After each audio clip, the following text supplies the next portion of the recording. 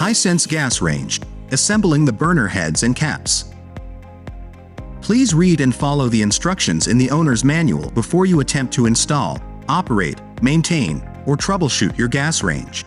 Take some time to learn the components that came with your range: cast iron grates and griddle, burner heads and burner caps, instruction manual, warranty and quick guides. Assembling burner heads and caps. Carefully mount the burner heads over the corresponding burner without damaging the spark electrode, followed by the burner caps. Take note, 2 of the burner heads on the griddle differ from the rest. They do not have perforated holes. Rather than inserting the electrode into the burner head, the electrodes sit outside the griddle burners in an offset position.